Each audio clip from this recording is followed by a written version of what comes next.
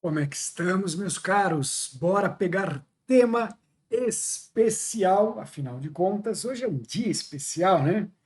Hoje é um dia festivo, então vamos pegar um tema daqueles bem caprichados.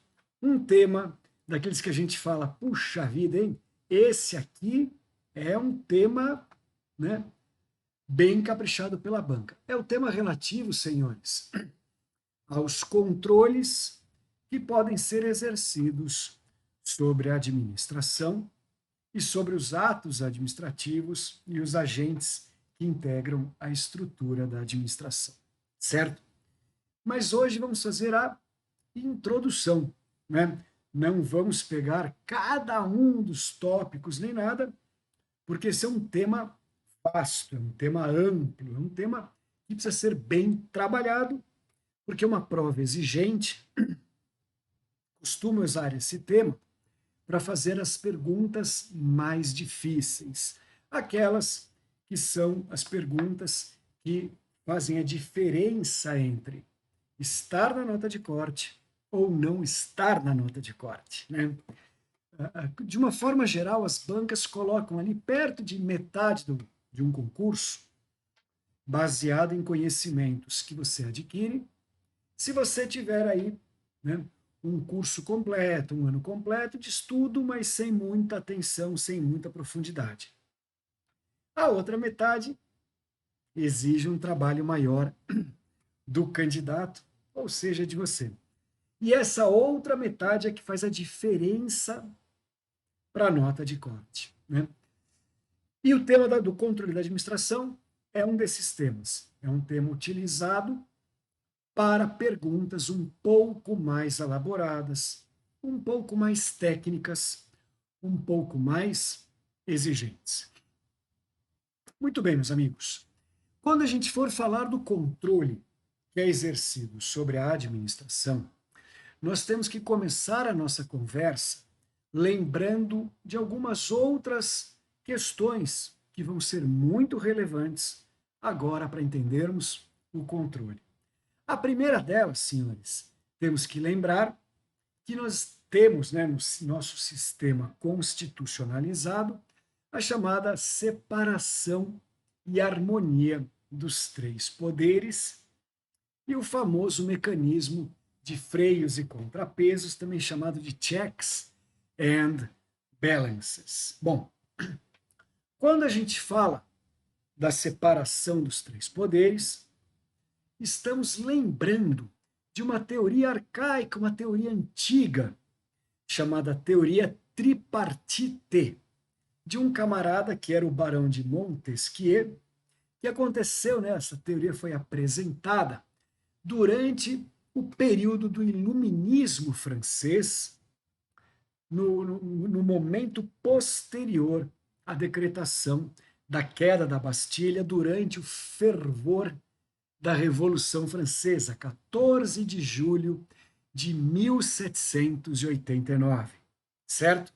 Bom, então, meus caros, com a teoria tripartite, fica estabelecido que nenhum dos três poderes pode se sobrepor ao outro para prejudicar, interferir, inibir ou usurpar as atribuições e funções típicas constitucionais. Então, o Poder Legislativo não pode impedir o Judiciário de exercer a jurisdição e aí por diante. Tá? Então, nós temos a separação dos três poderes, porém, meus caros, se a separação dos três poderes fosse absoluta, nós não teríamos formas, mecanismos, né, para que a gente pudesse frear um dos três poderes que começasse a extrapolar os limites da sua forma de atuação.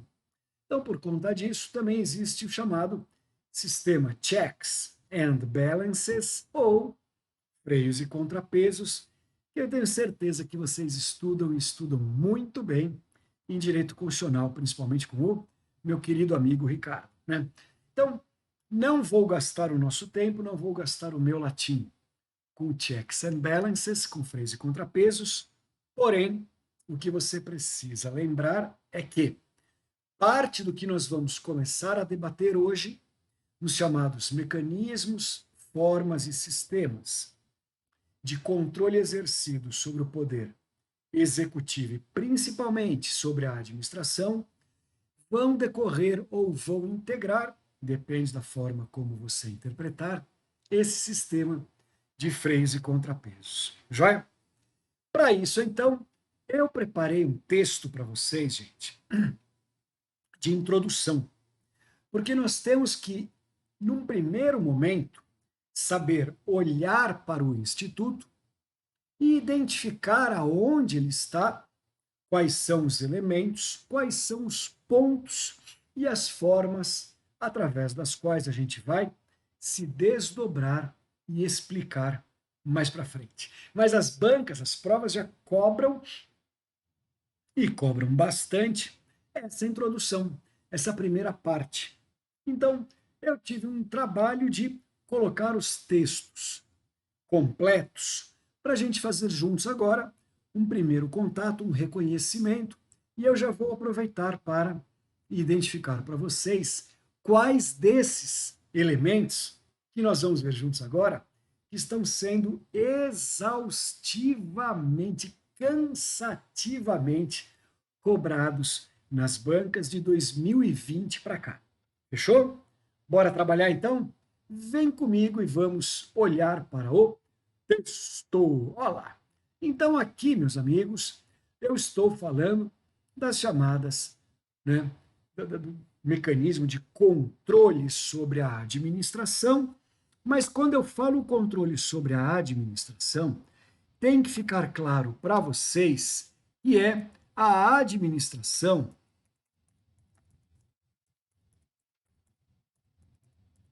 exercida principalmente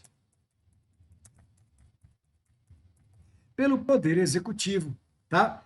Então vamos frisar e o que nós vamos debater agora tem como principal escopo, principal objetivo constitucional focar, mirar no chamado exercício administrativo do Poder Executivo ou pelo Poder Executivo, tá? Isso é importante porque você precisa lembrar que Poder Judiciário, Poder Legislativo e os chamados órgãos independentes, que é o MP, Defensoria e Tribunais de Contas, todos eles também exercem funções administrativas, também exercem, certo? Mas aqui vamos focar em quem exerce a função administrativa integrante do Poder Executivo. Então, meus amigos, veja só, nós temos que imaginar, então, que nós temos diversas formas de controle, certo? Certo. Entre essas diversas formas de controle, as bancas gostam de perguntar, senhores, basicamente, controle feito por quem e qual é a forma, qual é o elemento, qual é o núcleo dessa ação de controle. Então, nós temos controles que são feitos por órgãos internos. Se aparecer uma expressão dessas, basicamente estamos nos referindo a controle de orçamento e finanças. Se falarem de controle pelo poder legislativo, aí já complica.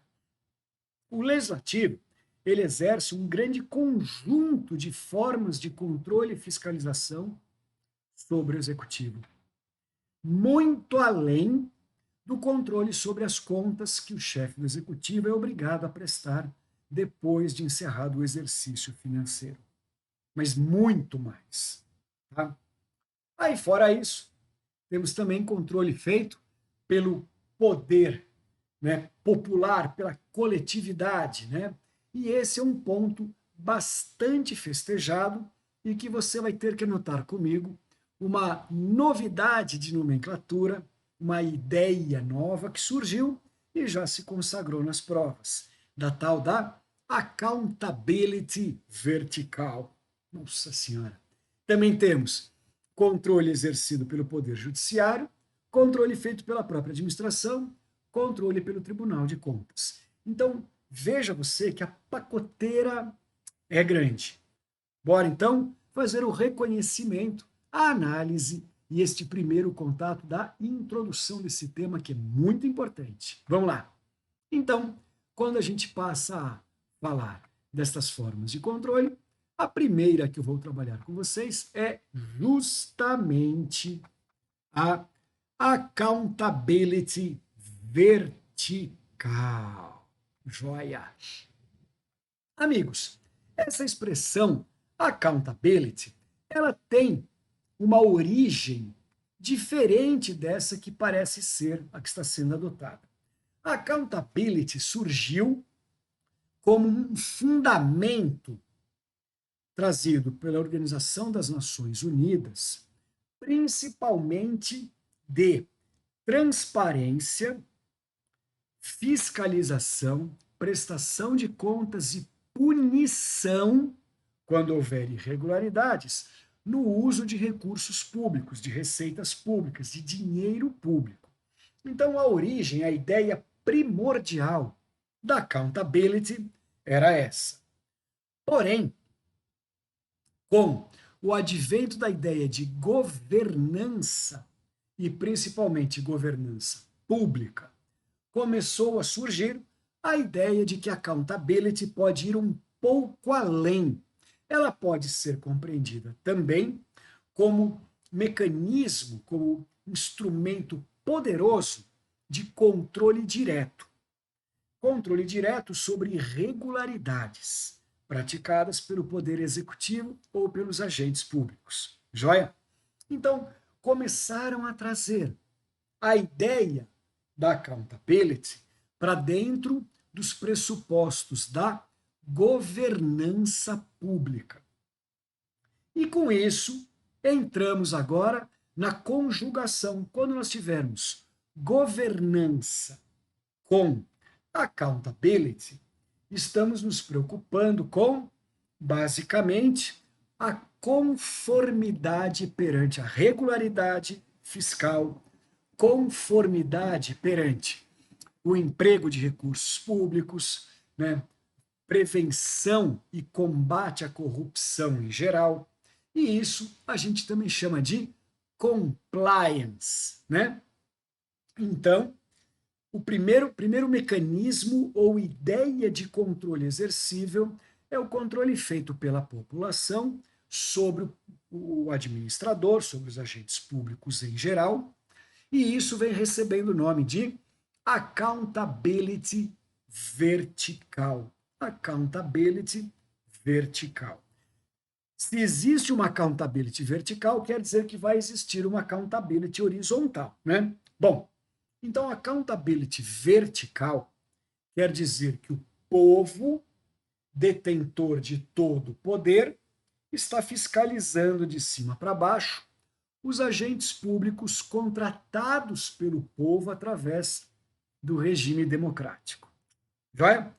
E quando a gente fala de accountability horizontal, significará dizer mecanismos e regras de controle exercidos entre órgãos, de um órgão sobre o outro. Por isso que é horizontal. Show?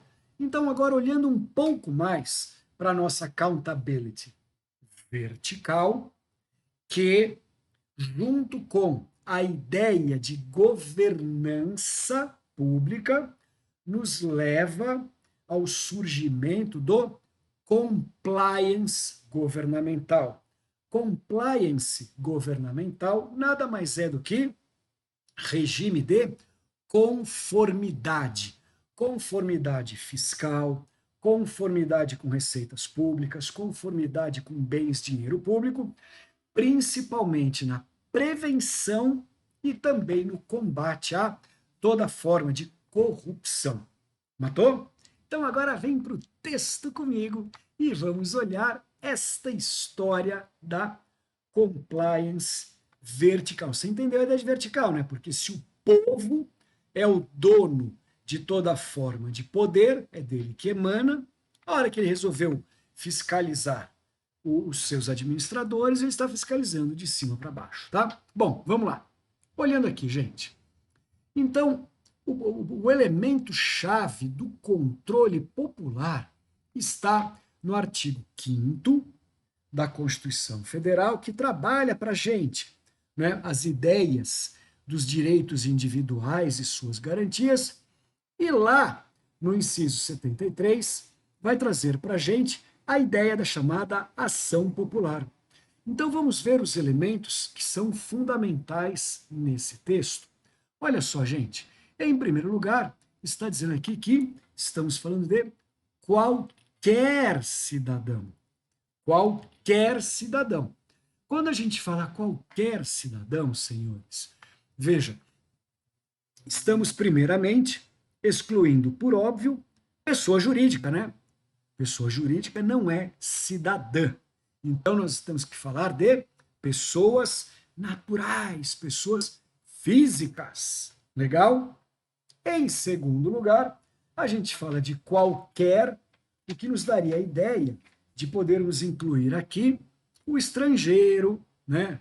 a pessoa que está presa, né? Bandidos, os incapazes, os menores de idade, né? Qualquer pessoa. Mas a Constituição não falou qualquer pessoa, ela falou qualquer cidadão. Tá vendo aqui?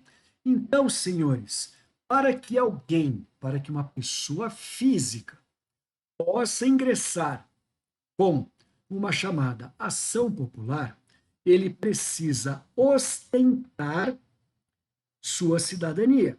Ele precisa ter a condição eletiva ativa. Ele tem que ser eleitor em capacidade de exercício. Tá bom? Então, com isso, a gente exclui estrangeiros que estão em visita no Brasil, a gente exclui, né, quem não tem ainda a condição de eleitor e tudo mais. Tá bom? Olha lá. Qualquer cidadão é parte legítima para propor ação popular que vise, presta atenção, anular ato lesivo ao patrimônio público ou de entidade que o Estado participe. Então, esse aqui é o primeiro objeto. A primeira ideia é lesão ao patrimônio público. Quando a gente fala lesão a patrimônio público, gente, quem está anotando aí, já anote no seu caderno e dentro do patrimônio, dentro do jargão patrimônio público, estão bens públicos, obviamente, mas também receitas públicas e também, meus amigos, meio ambiente, porque o meio ambiente é patrimônio público da União quando tratado genericamente, tá bom? Eu não precisaria gastar esse latim todo porque o meio ambiente vai aparecer ali na frente, mas eu quero que você guarde essa ideia, tá bom? Então, qualquer cidadão, ato lesivo a patrimônio público, presta atenção nisso aqui agora, também a moralidade administrativa. Então, qualquer um de nós, ostentando a condição de eleitor ativo, a gente pode propor ação popular para proteger, para questionar, para impugnar atos ou providências de agentes públicos que sejam atentatórios à moralidade administrativa. Também ao meio ambiente, que não precisaria estar aqui, hein? Porque meio ambiente, genericamente considerado, é tratado como bem público federal, joia? Agora, olha isso aqui também, gente. Patrimônio histórico e cultural. E aqui não estamos falando necessariamente de bens públicos, hein? Podemos estar falando aqui de bens tombados, tá bom? Bens que são tombados. Então, primeira principal forma, né, de mecanismo de controle é o chamado controle que as pessoas podem exercer, que mais modernamente vem sendo chamado de accountability vertical, e que accountability vertical, somada com governança pública, nos leva ao compliance governamental, ou também chamado medidas de conformidade governamental. Show? Continuando. Segundo, o principal mecanismo de controle será o mecanismo de controle interno.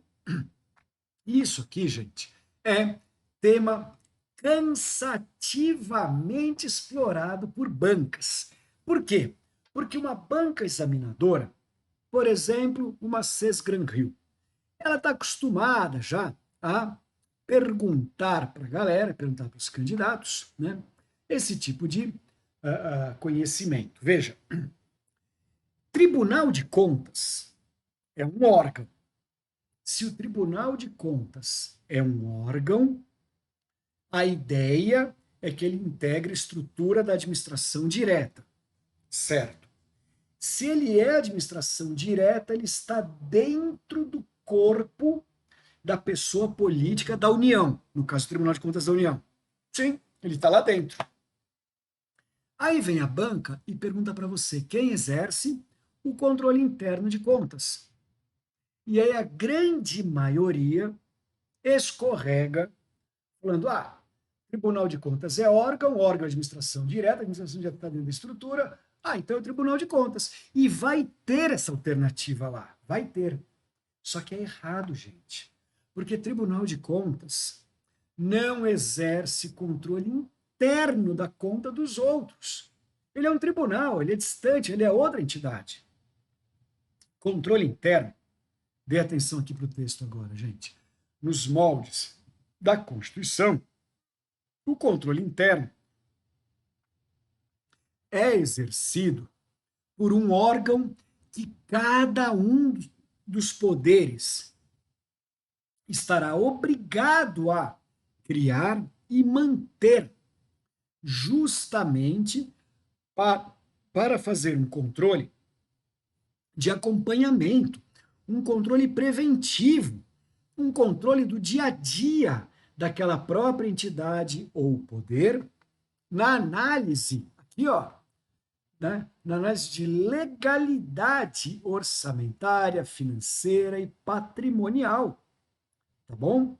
E aí, gente, esse órgão de controle interno, o que você precisa entender é o que vai estar explicado aqui nesse texto um pouquinho mais longo, mas que eu vou te falar num bom português. Então, cada um dos três poderes está obrigado a ter, dentro da sua estrutura, um órgão especializado e de dedicação exclusiva ao controle interno de patrimônio, orçamento, finanças, dívidas, bens. Então, é obrigatório que haja o órgão de controle interno. Esse órgão de controle interno, gente, anote com suas palavras, ele faz apenas controle preventivo. Ele faz um controle preventivo. Ele apenas acompanha a rotina e quando o órgão de controle interno identificar uma irregularidade, uma ilegalidade, um abuso, alguma coisa assim, o órgão de controle interno está obrigado a comunicar, a notificar o respectivo Tribunal de Contas. Entendeu? Então, quem vai fazer o controle externo repressivo vão ser, né, outras entidades, Tribunal de Contas, Poder Legislativo. Agora, controle interno é preventivo, da rotina do dia a dia, e esse é um controle que muitos chamam de controle sensível, porque a ideia dele não é apurar e punir, é ter a sensibilidade de perceber a irregularidade. Percebida a irregularidade, se for relevante e insanável, avisa o Tribunal de Contas, para que o Tribunal de Contas venha então exercer o controle externo repressivo. Bom? Então não caia mais nessa. Quem exerce controle interno de contas do Poder Judiciário? O próprio Poder Judiciário, através do seu órgão de dedicação exclusiva, que é obrigatório existir nos moldes que a gente viu agora aqui da Constituição. Tá aí, ó, né? Então eu transcrevi para vocês o artigo 74 da Constituição para vocês verem que é obrigatório que cada um dos poderes tenha, dentro de sua estrutura, o seu órgão de controle interno. Joia? Muito bem. Agora, além dele, também existe o controle externo que vai ser feito pelo Tribunal de Contas. Meus amigos, o Tribunal de Contas, ele leva uma fama muito maior do que aquela que ele merece. Todo mundo acha que é o Tribunal de Contas que controla a prestação de contas, que fiscaliza, que faz. Tome cuidado. Quando nós nos referirmos às contas que são prestadas pelo chefe do Poder Executivo, ou seja, pelo presidente da República na esfera federal, governador na estadual e prefeito na municipal, não é o Tribunal de Contas que julga, que aprecia e julga. Não é. Eu preciso que vocês guardem isso na cabeça. O Tribunal de Contas, referente às contas, referente às finanças do chefe do executivo, o Tribunal de Contas, ele apenas auxilia. Ele é auxiliar. Tá, professor, então não é ele? Não, não é ele. Não é. Mas então o Tribunal de Contas não controla nada? Claro que controla. Então vamos com calma. O controle interno você já entendeu, é feito por cada órgão. Bom, agora, quando a gente falar do controle externo, algumas entidades, algumas autoridades e algumas hipóteses estão sujeitas a controle externo do Tribunal de Contas. Estão sujeitas. Porém, você tem que tomar cuidado com a ideia do controle externo sobre as contas do chefe do executivo, do presidente, do Barba, do Lula, tá? Quem vai exercer controle externo, repressivo, sobre as contas prestadas pelo presidente é o Poder Legislativo. Agora, o Tribunal de Contas exerce controle externo repressivo, exerce. Esta primeira grande diferença tem que ficar claro na sua cabeça. Então, no tocante às contas do chefe do executivo, o Tribunal de Contas é apenas auxiliar, não é ele que faz, ele auxilia. Agora, outras contas, outros bens, outros dinheiros, aí sim é o Tribunal de Contas. Bora ver? E eu transcrevi para vocês, já que este primeiro momento é um momento de introdução, primeiro é um momento de contato com a parte da matéria. Então, olha só, gente. O controle externo a cargo do Congresso, o que nós falamos? Será exercido com auxílio do Tribunal de Contas. Então, repare que o inciso primeiro fala que o Tribunal de Contas, né, ele vai exercer mediante parecer prévio. Ele elabora um parecer, senhores. Agora, no tocante, veja o inciso segundo, tá? Aos demais administradores e demais responsáveis por dinheiros, bens e valores públicos, aí sim, quem vai exercer o controle de forma direta com seus respectivos julgamentos na esfera federal é o Tribunal de Contas. Entendeu a diferença? Então, contas do presidente, quem controla é o Congresso. Contas dos demais administradores, quem controla e julga, Tribunal de Contas. E também tem aqui, olha, inciso terceiro, ele também exerce o controle externo, também sobre outras formas de dispersão e aplicação de recursos financeiros públicos. Aqui é o inciso quarto. Realiza por iniciativa própria, quando a gente fala iniciativa própria, é a mesma coisa que falar de ofício, tá?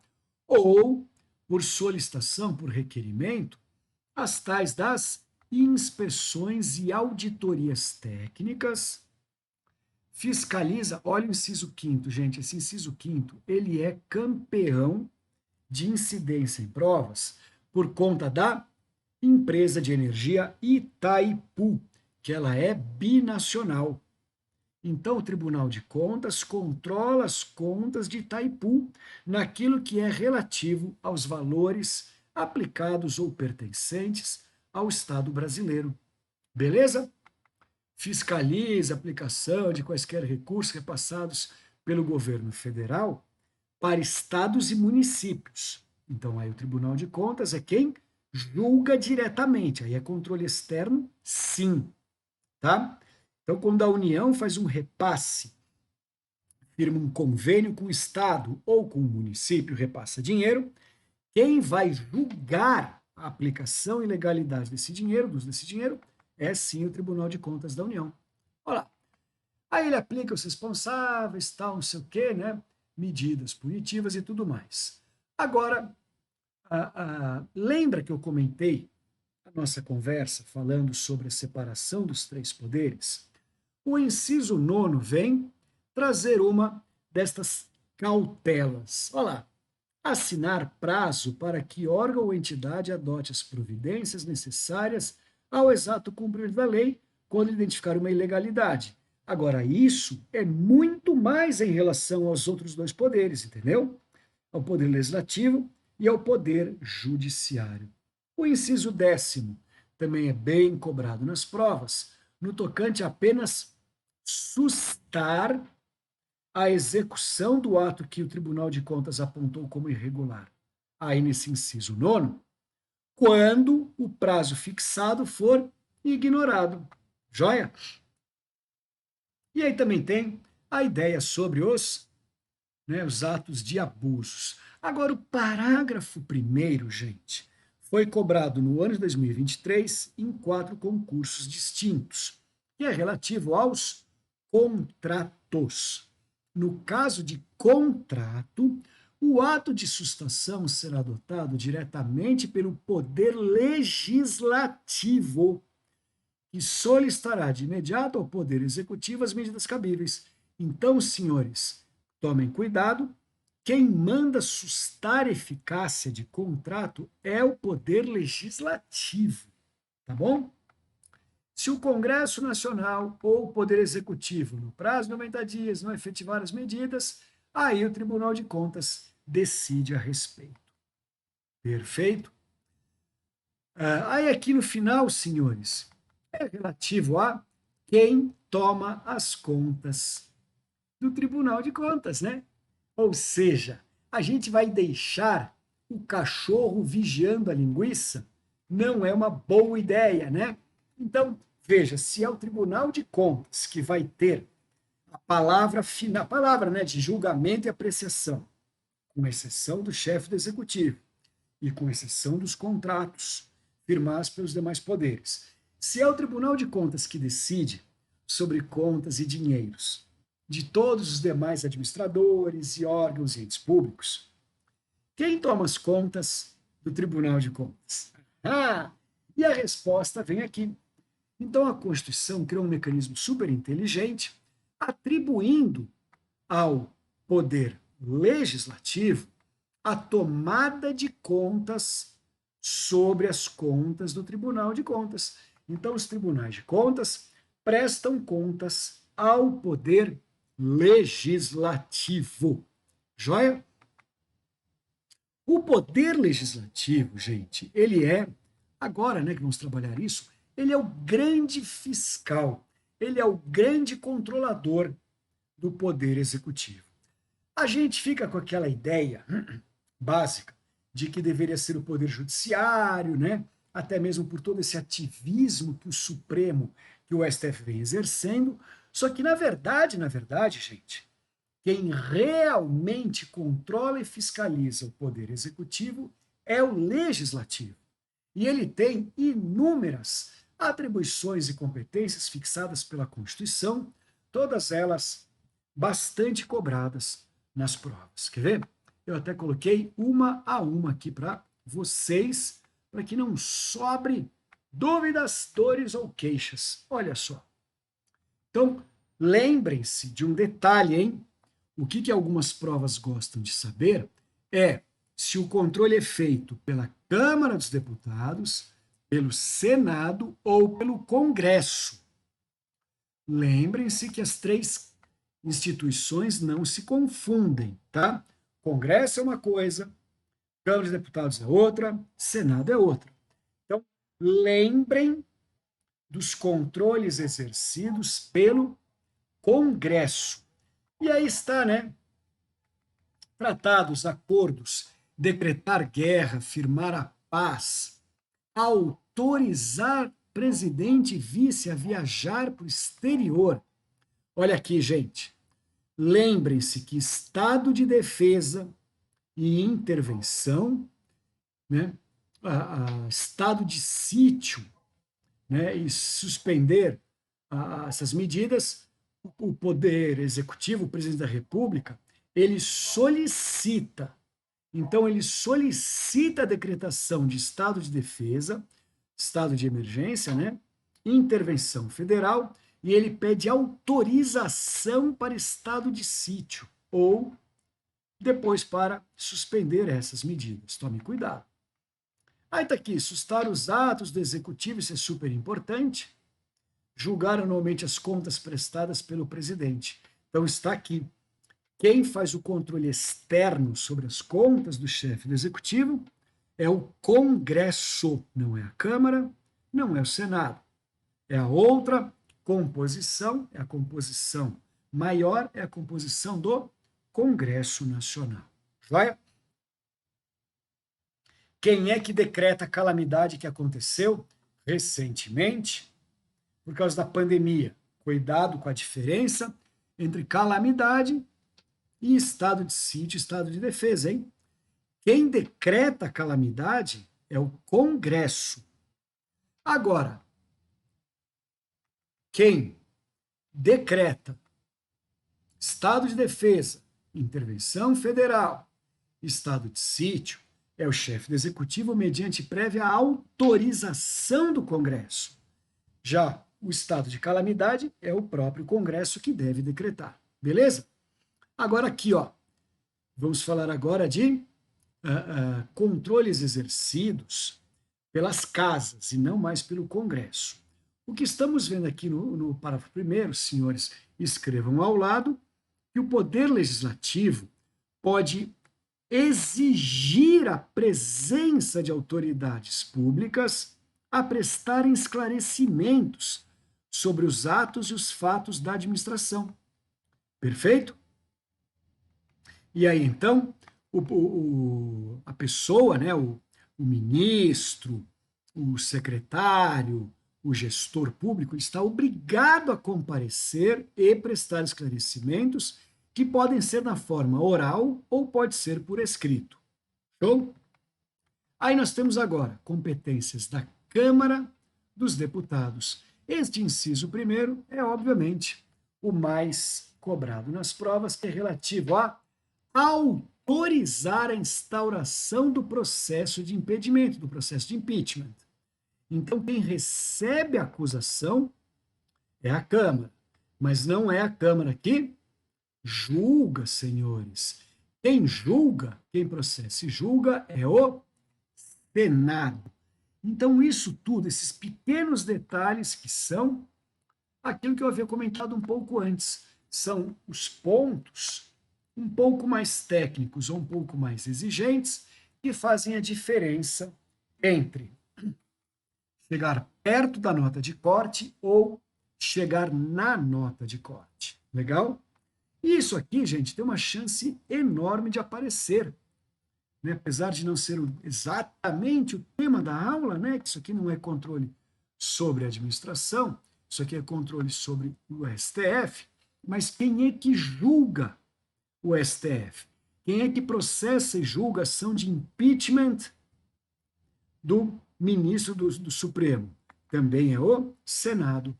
Aí, senhores, na sequência, precisamos lembrar que o Poder Judiciário também exerce controle. Só que o controle feito pelo Poder Judiciário é um controle diferente porque ele não atua de ofício. Ele depende de provocação. E aí eu coloquei para vocês aqui um inciso que é o inciso 35 do artigo 5º, que trata do princípio da inafastabilidade do judiciário.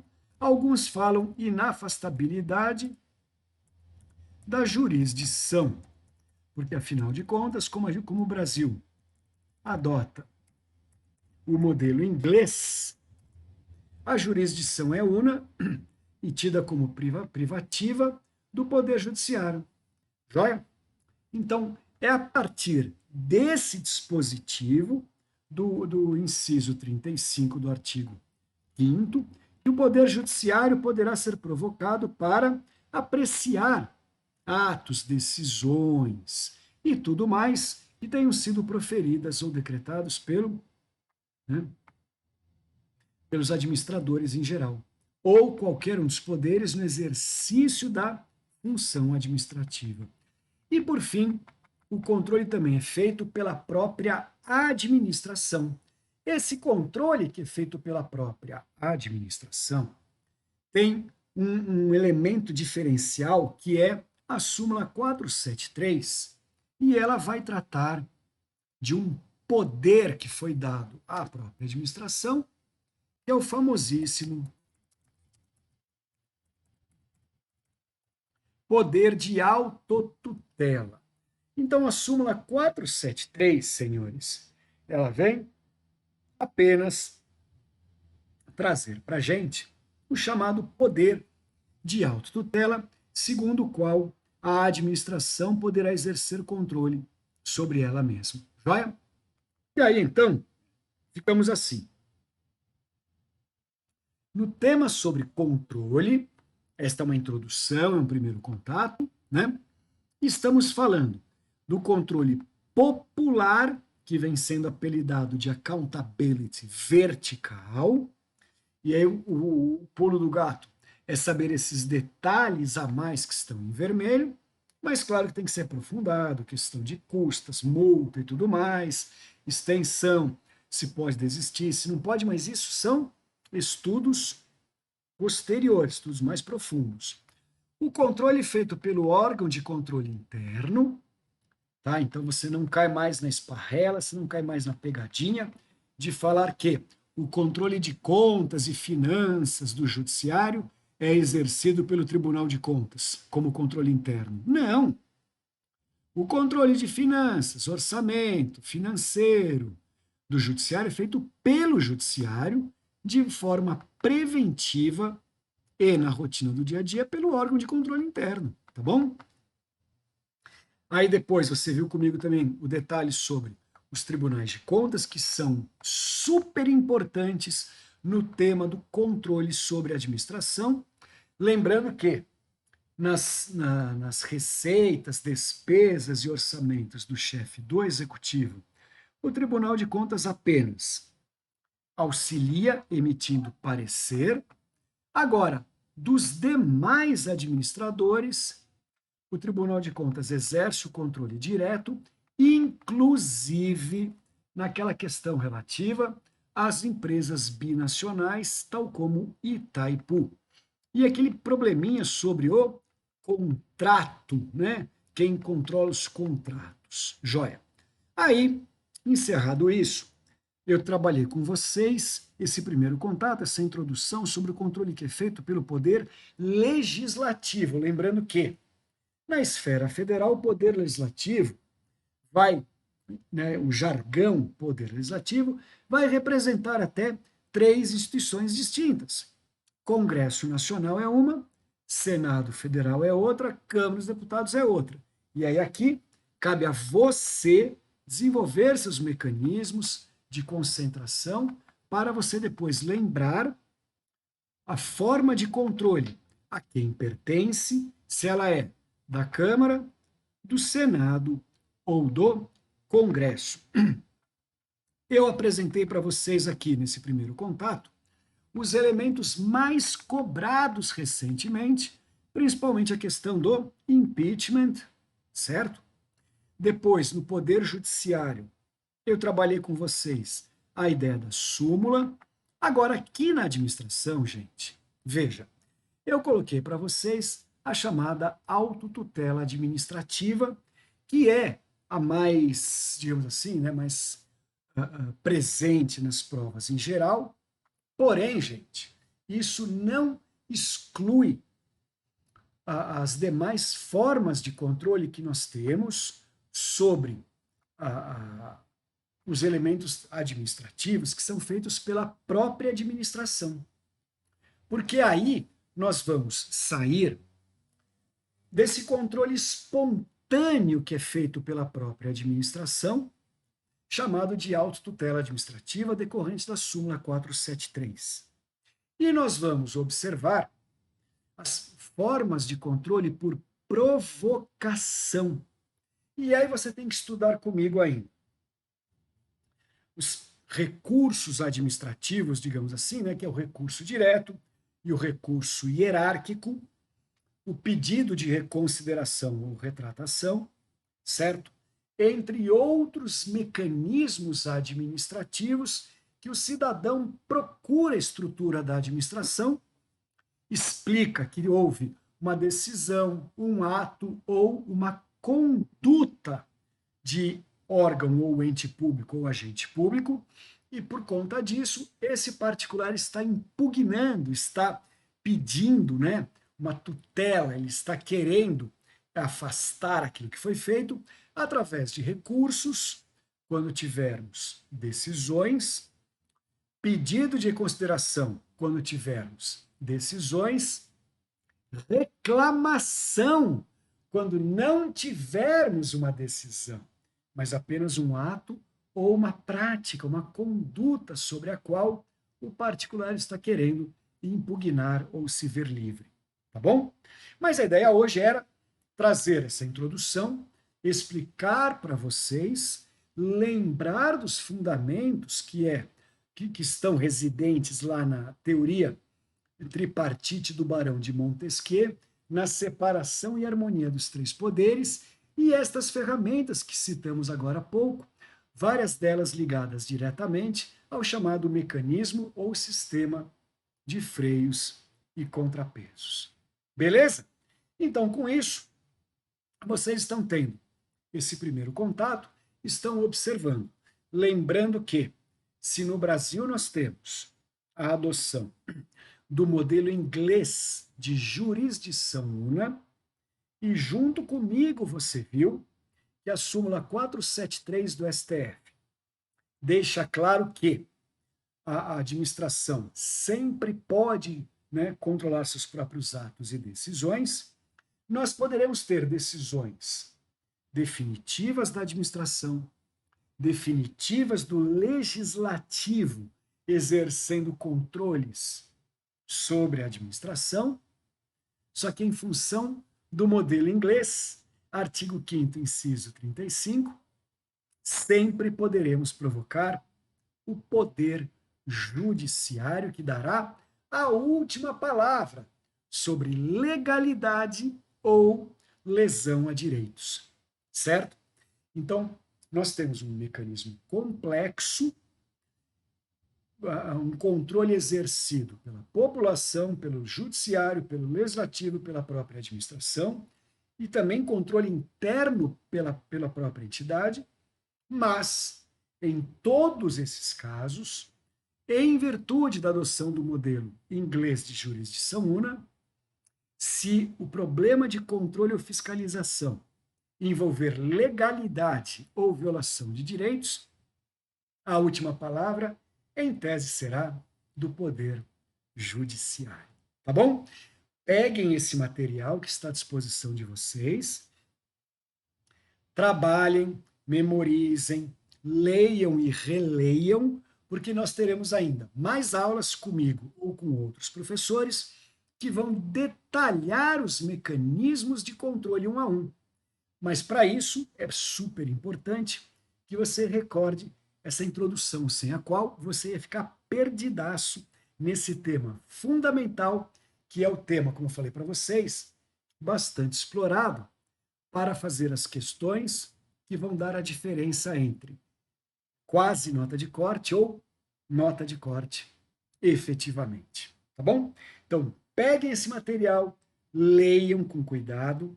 Se quiserem, busquem o próprio texto na Constituição, dos fundamentos que eu transcrevi para vocês.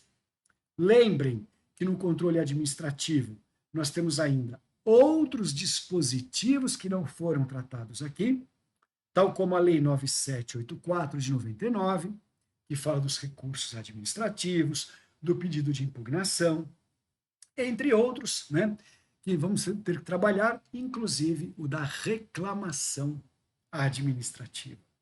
Valeu?